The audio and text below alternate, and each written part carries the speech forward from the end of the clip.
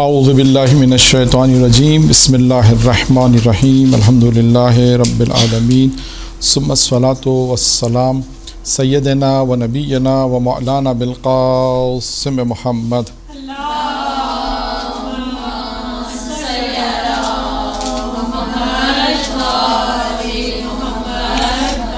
وآل بیتہ طیبین الطاہرین اما بعد۔ ہماری گفتگو امام حسین علیہ السلام کے اقوال میں ہو رہی تھی۔ اب کچھ اقوال رہ گئے ہیں۔ ایک قول میں آپ کے سامنے بیان کرتا ہوں، اس کے بعد پھر امام حسین علیہ السلام کی سیرت کی طرف آئیں گے۔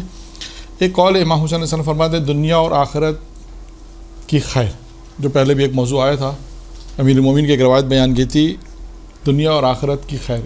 یہاں بھی امام فرماتے ہیں امام حسین کہ دنیا اور آخرت کی خیر مخصوص ہے کس میں، جس میں یہ چار صفتیں ہوں گی، جس میں یہ چار صفتیں ہوں گی دنیا اور آخرت کی خیر مخصوص ہو جائے گی ان افراد کے لیے۔ امام حسین صاحب نے ارشاد فرمایا کہ دنیا اور آخرت کی خیر ہے، مخصوص ہو جائے گا دنیا اور آخرت کی خیر سے مخصوص۔ جی صفتیں ہوں گی، چار صفتیں۔ نمبر ایک، سچ بولنے والا ہوگا، یعنی کلام میں سچا ہوگا۔ نمبر دو، اخلاق اچھا ہوگا، جسے کہتے ہیں نیک اخلاق۔ نمبر تین، عفت اور پاک دامن ہوگا۔ نمبر چار، حلال روزی کمانے والا ہوگا، یعنی حرام سے دور رہے گا۔ چار صفتیں امام حسین علیہ السلام نے بیان کی کہ یہ چار صفتیں جس میں ہوں گی دنیا اور آخرت کی خیر اس کے لیے ہے، مخصوص ہوگی، دنیا اور آخرت کی خیر اس کے لیے ہو جائے گی۔ پھر امام علیہ السلام نے فرمایا کہ خدا کی بارگاہ میں گریہ کرو، خوف خدا کرو۔ یہ خوف خدا کا فائدہ کیا ہوگا تمہیں؟ امام نے اس کا فائدہ ہی بیان کیا کہ یہ تمہیں نجات دے گی آتش جہنم سے، یعنی انسان جو گریہ کرے گا خدا کی بارگاہ میں، جو خوف خدا کرے گا، روئے گا، یہ انسان کو فائدہ پہنچائے گا، آتش جہنم سے نجات کا سبب یہی ہے کہ انسان گریہ کرے۔ دو، امام فرماتے ہیں کوئی صبح نہیں کرتا مگر یہ کہ تمہارے سارے اعمال خدا کی بارگاہ میں عرضہ کیے جاتے ہیں، یعنی انسان کہتے ہیں نا کہ انسان کی صبح نہیں ہوتی مگر یہ کہ یہ تمام انسان کی جو اعمال ہیں وہ خدا کی بارگاہ میں کیا ہوتے ہیں؟ پیش کیے جاتے ہیں، یعنی یوں کہیے کہ ہر روز انسان کے اعمال خدا کی بارگاہ میں پیش ہو جاتے ہیں۔ پھر امام فرماتے ہیں کوئی بھی روز قیامت میں امن میں نہیں رہے گا مگر وہ کہ جس نے دنیا میں خوف خدا حاصل کیا ہوگا۔ یعنی امام فرماتے ہیں کہ روز قیامت میں کوئی بھی امن میں نہیں رہے گا، امن محفوظ، یعنی کوئی بھی روز قیامت میں محفوظ نہیں ہوگا، امن میں نہیں ہوگا مگر یہ کہ جس نے دنیا میں خوف خدا کیا ہوگا۔ ابھی اوپر آ گیا کہ خوف خدا جو ہے وہ اس کا فائدہ آتش جہنم ہے، یعنی اگر دنیا میں انسان اللہ سے خوف کرے گا، یہاں پہ مراد خوف کی وہی ہے کہ تمام واجبات کی ادائیگی ہے اور تمام حرام سے اپنے آپ کو بچانا۔ خوف خدا یہی ہے کہ انسان خدا سے خوف کرے، یعنی تمام گناہوں سے اپنے آپ کو بچائے۔ پھر امام فرماتے ہیں جو کوئی بھی خدا پر اطمینان کرتا ہے، توکل کرتا ہے، اعتماد کرتا ہے، خدا اسے بے نیاز کر دیتا ہے، خدا اسے غنی کر دیتا ہے۔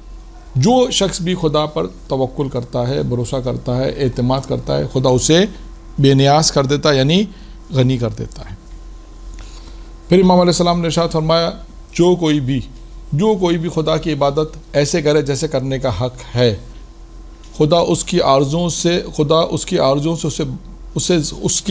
اسے زیادہ عطا کرتا۔ اب یہاں پہ آرزو سے مراد نیک خواہشات، یعنی اب کیا امام فرماتے ہیں جو خدا کی عبادت ایسے کرتا ہے جیسے کرنے کا حق ہے تو خدا اس کی خواہشات کو پورا کرتا ہے، وہی خواہشات جو نیک خواہشات ہیں، یعنی خدا اس سے بھی اس کو زیادہ دیتا ہے۔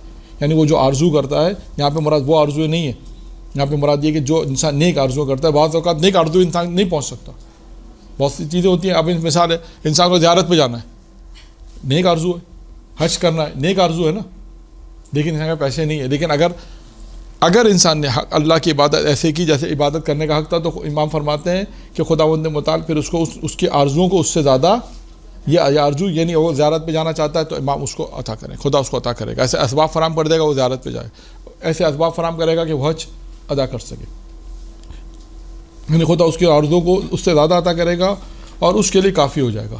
یعنی خدا اس کے لیے کافی ہو جائے گا، بشرط کیا کہ اس کے لیے امام فرماتے ہیں بشرط یہ کہ جیسی خدا کی انسان عبادت، کیونکہ دیکھیے یہ کون کہہ سکتا ہے کہ جیسی خدا کی عبادت تھی میں نے ادا کر دی؟ کوئی بھی نہیں کہہ سکتا، کیونکہ خود پہلی بھی روایت میں آیا کہ امام موسیٰ کاظم کی روایت میں تھا نا، اگر یاد ہو تو یہ بیان کیا تھا، امام نے کہا کہ ہر وقت اس چیز میں کوشاں رہو، کوشش کرتے رہو کہ تم خدا کی عبادت کرتے رہو اور اس بات کا اعتراف کرتے رہو کہ میں نے حق ادا نہیں کیا، جیسا حق تھا ایسا ادا نہیں کیا. یہ ہر وقت انسان اسی حالت میں رہے کہ ادھر عبادت کرتا رہے، جتنی کوشش کرتا رہے، جتنی عبادت کر رہا ہے کوشش کرے زیادہ عبادت کرنے کی، اور اس بات کا اعتراف کرے کہ پروردگار میں تیری وہ عبادت ایسے نہیں کر سکا. اور یہاں آپ کہیں گے کہ یہ کیسے قول ہے؟ نہیں، یہاں بھی انسان مراد یہی ہے کہ امام حسین فرماتے ہیں کہ جیسے عبادت کرنے کا حق تھا انسان ایسے عبادت کرے گا. ٹھیک ہے، ہو سکتا ہے کہ ہم اس بات کو نہیں کہہ سکتے، ممکن ہے کہ شاید خدا یہ کہ ہاں یہ میرا بندہ ایسی عبادت کر رہا ہے جیسی میں چاہتا ہوں، لیکن ادھر بندہ اپنے طور سے یہ کہتا ہے خدا میں نے تو ادا ہی نہیں کیا، میں تو اعتراف کر رہا ہوں میں تو وہ کام جس طرح عبادت نہیں کر پا رہا ہوں جیسے تو عبادت چاہتا ہے. اب خدا جب دیکھ رہا ہے کہ میرا بندہ اس طرح عبادت کر رہا ہے اور جیسا اس کا حق تھا، تو اس پہ پھر امام فرماتے ہیں کہ خداوند اس کے آرزوؤں کو پورا کرے گا اور اس سے زیادہ عطا کرے گا. اب دو معیارات بیان کر رہے ہیں، دوستی اور دشمنی کا معیار کیا ہے؟ دوستی اور کا معیار دیکھیں، یہ جو اب بات بیان کرنے جا رہا ہوں یہ بالکل معاشرے سے متعلق ٹاپک ہے. یعنی انسان جس سماج میں معاشرے میں رہ رہا اس میں آپ کو یہ چیز بہت زیادہ کام آئے گی. امام فرماتے ہیں، یہ ہیڈنگ تو میں نے دی اپنے طور سے، روایت میں اس طرح کی ہیڈنگ نہیں ہے، لیکن روایت سے یہ مفہوم نکلتا ہے کہ دوستی اور دشمنی کا معیار کیا ہے. امام کیا فرماتے ہیں؟ امام فرماتے ہیں جو تم سے محبت کرے گا، ادھر ایک منٹ، جو تم سے محبت کرے گا وہ کیا کرے گا؟ نہیں، محبت تو کرے گا، کر تو رہا ہے محبت، نہیں دوستی محبت وہی ہے جو تم سے محبت کرے گا. امام فرماتے ہیں وہ تم کو برائی سے اور برے کاموں سے، ناشائستہ کاموں سے روکے گا. اور یہی سب سے زیادہ لوگوں کو برا لگتا ہے، یہی سب سے زیادہ لوگوں کو برا لگتا ہے، وہی اچھا لگتا ہے. دیکھیے اب امام نے معیار بتا دیا، جو تم سے محبت کرے گا وہ تمہیں برے کاموں سے روکے گا، ناشائستہ کاموں سے، برے کاموں سے روکے گا. یعنی اگر کوئی آپ کو برے کاموں سے روک رہا ہے اس کا مطلب آپ سمجھے وہ آپ سے محبت کرتا ہے. یہ امام نے معیار بتایا، جو تم سے محبت کرے گا وہ تمہیں برائیوں سے روکے گا، گناہوں سے روکے گا. آپ سمجھ جائیں کہ اگر خدا نہ خواستہ انسان کوئی گناہ کی طرف جا رہا ہے، جیسے اگر کوئی روک رہا ہے گناہ سے، تو سمجھو یہ تم سے محبت کرتا ہے. ہاں، اور اس کے بعد دوسرا کیا؟ دشمنی کا معیار کیا؟ اور جو تم سے دشمنی کرے گا وہ تمہیں برے کاموں کی طرف تشویق دلائے گا. اب آپ اس دو جملوں کو اپنے معاشرے میں دیکھیں، پریکٹیکلی لائف میں جا کے دیکھیں کہ کتنے ایسے لوگ ہیں جو آپ سے کہتے ہیں ہاں یہ برے کاموں سے آپ مت کریں، کہتے ہیں نہیں کرو، سب لوگ کر رہے ہیں، خاندان والے کیا کہیں گے، برا لگ رہا ہے. یہی کہیں گے نا، یہی ہوگا، خاندان والے کیا کہیں گے، برائی کو برائی نہیں جانتے. اب ہم کیا کہ ہم وہ لوگ ہمارے ساتھ تشویق دلائیں گے گناہ کے کاموں میں، تو یہ یاد رکھو یہ تمہارے دوست نہیں، یہ تمہارے دشمن ہیں جو تمہیں گناہ کے کاموں میں تشویق دلا رہے ہیں. اور اس کو اب میں نے کہا نا آپ اپنے خاندان میں، دوست میں، احباب میں، رشتہ داروں میں جا کے دیکھ لیں، آپ کو بالکل سمجھ میں آ جائے گا. امام نے ایک معیار بتا دیا، جو تو آپ نے خدا نہ خاصا کسی کے کہا اگر ایسی محفل ہو رہی ہے جو برے کام ہو رہے ہیں، کسی نے آ کے روکا تو سمجھ جاؤ یہ تم سے محبت کر رہا ہے، جو تمہیں روک رہا ہے سمجھ جاؤ یہ تم سے محبت کر رہا ہے. اگر کوئی روک نہیں رہا اور کہہ رہا نہیں کرو کوئی مسئلہ نہیں ہے، تو ایک ہی بیٹا اللہ نے دیا، ایک ہی بیٹی اللہ نے دی ہے، ایسی شادی کہاں ہوتی ہے، بار بار شادیاں کہاں ہوتی ہیں، ایک ہی دفعہ تو شادی ہوتی ہے، یہ کام ہم ابھی نہیں کریں گے تو کب کریں گے، ہم خوشیوں میں سب کو شامل کریں گے کیسے؟ یہی ساری باتیں ہوتی ہیں جو سننے میں آتی ہیں، جس میں اب یہ اگر ہم آپ کے ساتھ دیں گے، ہم آپ کے ساتھ وہ ساتھ دینے کے لیے بھی تیار ہیں، تشویق دلانے میں تو ہے. تو اب انسان اس کا معیار امام نے بتا دیا، یہ دیکھ جاؤ جو تمہیں گناہ کے کاموں میں تشویق دلائے، رغبت دلائے، تمہارا ساتھ دے، سمجھ جاؤ تمہارا دشمن ہے. جو تمہیں برائی سے روکے، گناہ کے کام سے روکے، سمجھ جاؤ وہ تم سے محبت کرتا ہے، تبھی تمہیں روک رہا ہے. یہ معیار دیا امام نے. اب آپ صرف یہ دو جملے کو آپ دیکھیں پوری زندگی میں اپنے مختلف کہیں پر بھی جائیں، چیک کریں، پریکٹیکل لائف میں چیک کریں، آپ کو اندازہ ہو جائے گا کہ کون محبت کرنے والا ہے، کون ظاہری اعتبار سے ہو سکتا ہے وہ بہت محبت کرنے والے ہوں، اچھے لوگ ہوتے ہیں، لوگ برے نہیں ہوتے، لیکن اصل میں کیا کہ وہ خود دین کو نہیں سمجھ رہے ہوتے. میں نے پہلے بھی کہا، پہلے بھی جلسوں دیکھیے میں مسئلہ کیا نہیں اس کی وجہ کیا ہے؟ دیکھیے ہمارے پاس جو میں نے امام محمد باقر علیہ السلام کی جو ایک روایت آئی تھی کہ دین معرفت دین، وہاں پہ اسی لیے کافی توضیح دی تھی اس وقت، مجھے یاد ہے اچھی طرح اس درس میں، کیونکہ مجھے معلوم ہے کہ ہمارے معاشرے میں دین فہمی نہیں ہے. ہمارے معاشرے میں ہم دین فہمی اب کس کو کہتے ہیں، میں کیا مثالیں دوں، مثالیں وہ نہیں ہے، ورنہ وہ بات کہیں مثالیں دوں گا تو بات رک کہیں اور چلے جائے گا. دین فہمی بہت مہم ہے. دین کو سمجھنا یہ مہم ہے. حلال و حرام کو سمجھنا، اپنے گھروں میں پریکٹیکلی طور پہ دیکھنا کہ آیا ہمارے ہاں جو دین ہم نے پڑھا، جو مدرسے میں ہم کو پڑھایا، کیا آیا یہ ہم اس کو اپلائی کر رہے ہیں نہیں کر رہے، آیا وہ پہلی بات ہے وہ دین ہے یا نہیں. سب سے بڑا مسئلہ تو ہمارے یہاں یہی ہے کہ دین اصل میں سب سے بڑا مسئلہ دین فہمی کا ہے. تبھی آپ دیکھیں روایت میں ہے کہ حلال و حرام کو سمجھو. سب سے بڑا مسئلہ یہ کہ دین فہمیدن یعنی دین کو سمجھنا. یعنی اب بہت سے ایسے لوگ ہوں گے، آپ ان سے بہت ساری چیزیں پوچھیں گے، مثال کے طور پہ بہت ساری چیزیں آئیں گی، بچہ اچھا ہوشیار ہے، سمجھدار ہے. اب میں وہی کہا نا، مثال نہیں دے رہا ہوں، لیکن آپ اس سے پوچھیں گے تمہیں اچھا بتاؤ نامحرم کون کون ہے، بتا ہی نہیں پائے گا. اس سے پوچھو اچھا دین کی کوئی معلومات پوچھ لیں، وہ نہیں بتا پائے گا. ہاں پوئمس اسکول کی طرف چلے جائیں تو چلے مثال آ سکتی ہے، پوئمس کی طرف چلے جائیں، ورنہ میں بہت سی اور مثال ایسی ہیں کہ جو ہم معاشرے میں شاید یہ سمجھتے ہیں کہ ہمارا بچہ دین پہ عمل کر رہا ہے. اب جیسے میں آپ کو چلے ایک مثال دے دوں، آپ لوگ جانتے بھی نہیں ہیں. ہمارے ایک دوست بہرحال امام رضا علیہ السلام کی زیارت کا ایک فائدہ تھا اور ائمہ علیہ السلام کی گفتگو ہے، لہٰذا یہاں پہ بھی یہ موضوع آتا ہے کہ ائمہ جیسے امام حسین علیہ السلام ہر ائمہ ہادی ہیں. اچھا شرط نہیں زندگی کے لیے کہ مولا زندہ ہو تو ہدایت کے، نہیں، مرنے کے بعد بھی، کیونکہ ان کے آپ جب ان کے قبروں پہ جاتے ہیں وہاں سے آپ کو ہدایت ملتی ہے. ایسا ہے کتنے لوگ اب امام رضا جو میں قصہ بیان کر رہا ہوں، مطلب ایک نوجوان آئے ایران زیارت کے لیے، بہت ساری چیزوں سے نہیں معلوم تھی، زیارت کے توسل میں ملاقات ہو گئی، اچھا یہ بھی واجب ہے، اچھا یہ بھی دین ہے، اچھا یہ دین ہے، خیر بہرحال وہ واجبات انہیں پتہ تھی. اب وہ جب کراچی پلٹ کر آئے تو انہوں نے اس پہ عمل کرنا شروع کیا. جب عمل کرنا شروع کیا تو ماں باپ پریشان ہو گئے، تو کہنے لگے بھائی ہمارا بچہ تو مولانا بن گیا. یار بھائی مولانا نہیں بنا، یہ مولانا نہیں بنا ہے، یہ صرف کیا کر رہا ہے، یہ صرف دین پہ عمل کرے. سے پتہ چلا کہ حجاب واجب ہے تو اپنے بہنوں سے کہا حجاب کرو، اماں سے کہا حجاب کرو تو ان کو برا لگ رہا ہے. گانے سننا حرام میں پتہ چلا تو گانے سننا چاہو. اب وہ دین پر جب اسے پتہ چلا کہ اچھا دین یہ ہے، غسل کیا ہے معلوم چلا، نماز واجب، کتنے ایسے مسائل ہیں نماز واجبات کے لوگوں کو نہیں معلوم، نماز باطل ہو جاتی ہے. تو اب جب لوگ اس میں بہت سی چیزیں جب دین کے متعلق معلوم نہیں ہوتا، اچھا جنہیں دین کا پتہ چلتا ہے، اب وہ جب عمل کر رہا تھا اس کا باپ کیا کہہ رہا ہے کہ مولانا بن گیا. مولانا نہیں بنا بھائی، وہ اس سے جو واجبات اور جو دین پتہ چلا ہے اس دین پہ وہ عمل کر رہا ہے. پھر ان کے والد صاحب کا انتقال ہو گیا، اللہ مغفرت فرمائے. جب ہماری ان سے ملاقات ہوئی تو کیا کہنے لگے کہ صاحبزادے ہم سے کیا کہتے ہیں کہ فجر کی نماز میں 2 رکعتیں مردوں کے لیے ہے نا، بلند آواز سے پڑھی جائے، ظہر اثر آہستہ پڑھی جائے، اور جو ہے وہ مغرب عشاء زور سے پڑھی جائے قیام میں. کہنے لگے کہ دیکھیے صاحبزادے ہم سے یہ کہتے ہیں. میں نے کہا صاحبزادے صحیح کہتے ہیں، نماز ایسی پڑھنی ہے بھائی. نہیں، میں فلاں مقام پہ جاتا ہوں، فلاں جگہ جاتا ہوں، وہاں سارے لوگ نماز آہستہ پڑھ رہے ہوتے ہیں. ایک جگہ کا نام لیا انہوں نے، وہاں نماز ہوتی ہوگی، سب فرادہ پڑھتے ہیں. اب کیا یہ وہ افراد ہیں جو سب کچھ صحیح ہے لیکن دین نہیں معلوم ہے، دین کے واجبات نہیں معلوم. جسے ہم کہتے ہیں نا دین کے واجبات معلوم کرنا، اور دین معلوم کرنے کے بعد پھر اس پہ عمل کرنا، یہ ایک بحث ہے. تو ہماری تبھی یہ جگہ جگہ دینیا سینٹر کیوں کھولے ہوئے ہیں بچوں کے اعتبار سے، یہ بڑے بڑے یہ کیوں سینٹر کھولے ہوئے ہیں؟ اس کی سینٹر کھولنے کی وجہ یہی ہے، مدرسے کھولنے کی وجہ سب سے یہی ہے کہ لوگوں کو صحیح دین دیا جائے، صحیح معلومات دی جائے. صحیح معلومات ملے گی، جب صحیح دین ملے گا تو پھر اس پہ عمل کرنے کی کوشش کریں. کیونکہ معاشرہ اتنا مکس ہو چکا ہے 25 30 40 سال کہ آپ ماقبل سے اب کہ وہ جس کی وجہ سے یہ تحمل نہیں کر پاتا. جیسے جوائنٹ فیملی سسٹم میں نامحرم کے مسائل بہت ہیں، لیکن کیوں کہ اب وہ کہنا نام ہر وقت نام، اچھا اب ہر وقت نام، اچھا اب یہ دیکھیں یہ چیز بتانا پڑے گا کہ آپ جو لوگ جوائنٹ فیملی سسٹم میں رہتے ہیں ہر وقت تو نامحرم گھر میں نہیں ہوتے، تو ٹھیک ہے ان کے لیے واجب حجاب ضروری نہیں ہے. آپ کب گھر میں ہوتے ہیں اس وقت ان کو واجب حجاب کرنا.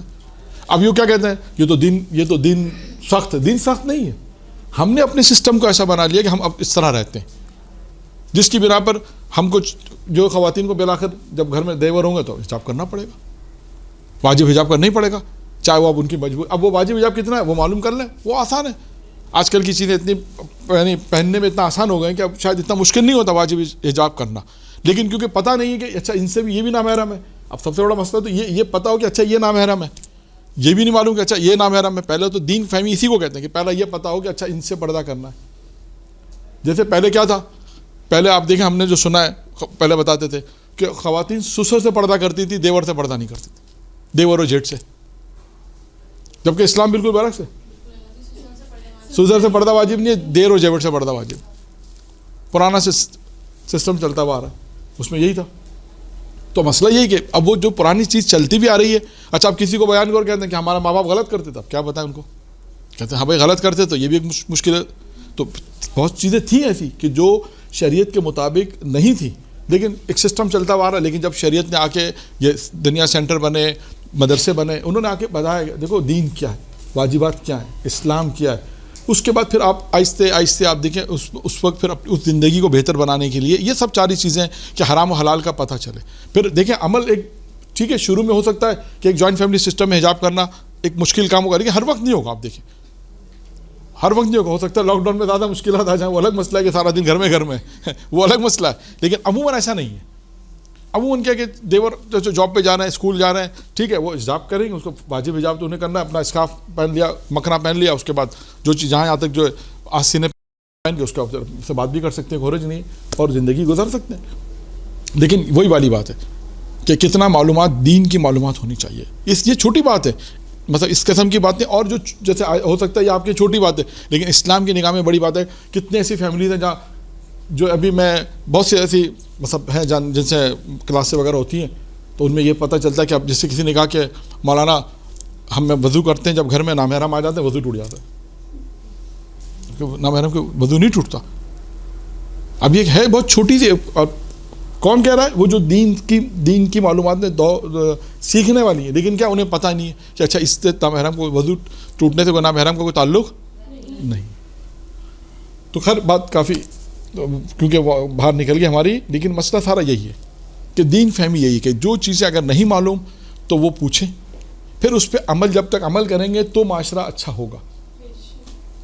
جب تک اچھا نہیں ہوگا، جب ہم اپنی زندگی میں جائیں گے، ان تمام چیزیں جو امام حسین السلام نے بیان فرمائی ہیں، امام حسین السلام کی ایک مختلف اقوال میں یہ جو میں نے آپ کے سامنے بیان کیا، اس میں ایک یہ قول ہے، یہ بھی امام حسین کا ہے کہ جو اللہ کی پرواہ کرتا ہے تو اللہ پھر سارے اس کے کام اللہ اپنے سپرد کرتا ہے نا. جو اللہ کی پرواہ کرتا ہے، اللہ کے حکم کی پرواہ کرتا ہے، اللہ کے حکم تو میں مفہوم بیان کر رہا ہوں روایت کا، اس میں یہی ہے کہ پھر اللہ تعالیٰ اس کے کام سارے کر دیتا ہے. جو لوگوں کی پرواہ نہیں کرتا، وہ کہ لوگ جو مرضی کہتے رہیں، میں اللہ کو دیکھتا ہوں بس، تو اللہ پھر اس کے کام کر دیتا ہے، اپنے سپرد لے لیتا ہے. اللہ کہتا ہے کہ پھر اس کے کام اب میرے ذمہ. لیکن جو لوگوں کی پرواہ کرتا ہے، امام فرماتے ہیں پھر اللہ تعالیٰ اس کے کام بھی لوگوں کے سپرد کر دیتا ہے. جو اللہ کی پرواہ نہیں کرتا تو شاید یوں کہہ لیجیے کہ اللہ بھی اس کی پرواہ، ٹھیک ہے. اور خود قرآن میں پروردگار نے کہا، سورہ ابراہیم میں غالباً ہے، سورہ ابنی معلوم کون سا سورہ ہے، جس میں پروردگار نے کہا، سورہ جس میں خدا کہتا ہے کہ اگر وہ قوم جو قوم اپنی حالت نہیں بدلتی، خدا اس قوم کی حالت نہیں بدلتا. تو یہ جب تک انسان خود کوشش نہیں کرے گا مسئلہ حل نہیں ہوگا. آئیے ایک اور بات، خدا کس کو بلند کرتا ہے اور کس کو پستی کی طرف دھکیل دیتا ہے. دیکھیے ایک اور روایت میں یہ ہیڈنگ سنیں، خدا کس کو بلند کرتا ہے، کس کو خدا بلند کرتا ہے، اور خدا کس کو پستی کی طرف دھکیل دیتا ہے. جو کوئی بھی خدا کی اطاعت کرتا ہے، خدا اسے سرفراز کرتا ہے، یعنی بلند کر دیتا ہے. اطاعت، جو کوئی بھی خدا کی اطاعت کرتا ہے خدا اسے سرفراز کر دیتا ہے، یعنی بلند کر دیتا ہے. اور جو کوئی خدا کی نافرمانی کرتا ہے، خدا اس سے کہتے ہیں خدا اسے پست اور خوار کر دیتا ہے، ذلیل و خوار کر دیتا ہے خدا اسے. اگر خدا کی خدا اسے سرفراز کرتا ہے، یعنی بلند کر دیتا ہے. دیکھیے اطاعت کے اندر بلندی ہے. جو بھی آپ دیکھیے گا اطاعت کرے گا وہ بلندی کی طرف جائے گا، خدا کو اسی طرح مانے گا جیسا حق امام فرمائے. خدا کی اطاعت اس طرح جیسا اس کا حق ہے. پھر آپ دیکھیں اس کو بہت سی چیزیں ہو سکتا ہے آپ کے مولانا پڑھنا تو آپ کے بڑا آسان ہے، اور ہمارے لیے اس سے زیادہ سننا آسان ہے شاید، جب کئی دفعہ میں نے کہا ہے. لیکن پریکٹیکل لائف میں اگر اس کو آپ دیکھیں تو تھوڑا سا سخت ہوگا، لیکن اس کا فائدہ ہے بعد میں. آپ کے اپنی زندگی میں بھی فائدہ ہے اور آپ کے پریکٹیکلی لائف میں عمل کرنے سے دوسروں کو بھی فائدہ پہنچے گا. سب سے بڑا مسئلہ یہ کہ جب ہم عمل کریں گے تو دوسرے اس پہ عمل کریں گے. کیونکہ دیکھیں وہ ابھی امام حسین عقل مند کی نشانی میں آ گیا کہ فعل اس کی تصدیق، عقل مند ہے جس کے فعل جس کی قول کی، جو اس کا فعل اس کے قول کی تصدیق کرتا ہے. تو امام حسین نے فرمایا خدا اس کو بلند کرتا ہے کہ، اور اس کس کو بلند کرتا ہے جو اس کی اطاعت کرتا ہے، اور اس کو ذلیل و خوار اس کو کرتا ہے جو اس کی نافرمانی